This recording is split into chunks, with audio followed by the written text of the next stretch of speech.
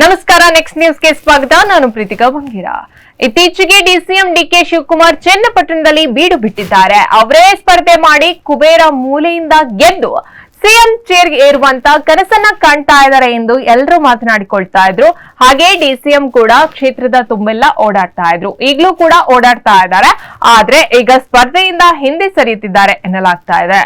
ಮಾಜಿ ಸಿಎಂ ಕುಮಾರಸ್ವಾಮಿ ಚನ್ನಪಟ್ಟಣ ವಿಧಾನಸಭಾ ಕ್ಷೇತ್ರದ ಶಾಸಕರಾಗಿ ಆಯ್ಕೆಯಾಗಿದ್ರು. ಆದ್ರೆ ಲೋಕಸಭಾ ಚುನಾವಣೆಯಲ್ಲಿ ಮಂಡ್ಯದಿಂದ ಸ್ಪರ್ಧಿಸಿ ಗೆದ್ದು ಕೇಂದ್ರ ಸಚಿವರಾಗಿದ್ದಾರೆ. ಹೀಗಾಗಿ ಅವರು ಚನ್ನಪಟ್ಟಣಕ್ಕೆ ರಾಜೀನಾಮೆಯನ್ನ ನೀಡಿದ್ದಾರೆ. ಹೀಗಾಗಿ ಈ ಕ್ಷೇತ್ರಕ್ಕೆ ಉಪಚುನಾವಣೆ ನಡೆಯಲಿದ್ದು ಕಾಂಗ್ರೆಸ್ ಹಾಗೂ ಮೈತ್ರಿ ಮಧ್ಯೆ ಈಗಿನಿಂದಲೇ ತಂತ್ರ ಪ್ರತಿತಂತ್ರ ಶುರುವಾಗಿದೆ.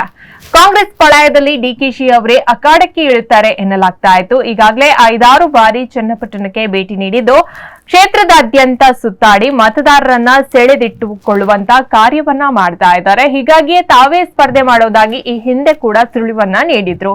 ಆದ್ರೆ ಇದೀಗ ಅವರು ವರಸೆಯನ್ನ ಬದಲಾಯಿಸಿದ್ದು ಬೇರೆಯವರು ಸ್ಪರ್ಧೆ ಮಾಡುವ ಬಗ್ಗೆ ಪರೋಕ್ಷವಾಗಿ ಹೇಳಿದ್ದಾರೆ. ಚನ್ನಪಟ್ಟಣದಲ್ಲಿ ಮಾತನಾಡ್ತಾ ಡಿಕೆಶಿ ಯಾರೇ ಅಭ್ಯರ್ಥಿಯಾದ್ರೂ ನನ್ನ ಮುಖ ನೋಡಿ ಓಟನ್ನ ಹಾಕಿ ಎಂದು ಹೇಳಿದ್ದಾರೆ. ಅಲ್ಲದೆ ಪ್ರತಿ ಜಿಲ್ಲೆಯಲ್ಲೂ ಜನಸ್ಪಂದನ ಕಾರ್ಯಕ್ರಮ ನಡೆಸಲು ಸಿಎಂ ಸೂಚನೆಯನ್ನ ನೀಡಿದ್ದಾರೆ. ಅದರಂತೆ ಚನ್ನಪಟ್ಟಣದಲ್ಲಿ ನಾನು ವಿಶೇಷ ಆದ್ಯತೆಯನ್ನ ನೀಡಿ ಕಾರ್ಯಕ್ರಮ ಮಾಡ್ತಾ ಇದ್ದೇನೆ. ಜನರ ಸಮಸ್ಯೆಗಳನ್ನ ಬಗೆಹರಿಸಿ ತೊಂದರೆ ತಪ್ಪಿಸಬೇಕು. ಅರ್ಜಿ ವಿಲೇವಾರಿ ಅಧಿಕಾರಿಗಳಿಗೆ ಟೈಮ್ ಫಿಕ್ಸ್ ಮಾಡಿದ್ದೇನೆ. ಶೀಘ್ರದಲ್ಲೇ ಜನರ ಸಮಸ್ಯೆ ಬಗೆಹರಿಸಲು ಕ್ರಮ ಕೈಗೊಳ್ಳಲಾಗ್ತಿದೆ ಎಂದು ಅವರು ಹೇಳಿದ್ದಾರೆ.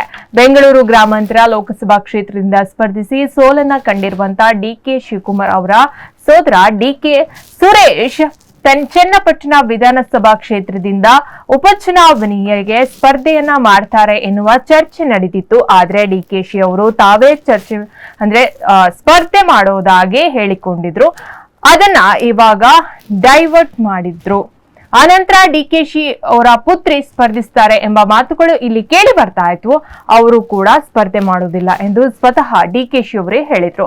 ಆದ್ರೆ ಈಗ ಅವರು ಕೂಡ ಹಿಂದೆ ಸರಿಯುವ ಮಾತನ್ನ ಹೇಳ್ತಾ ಇದ್ದಾರೆ.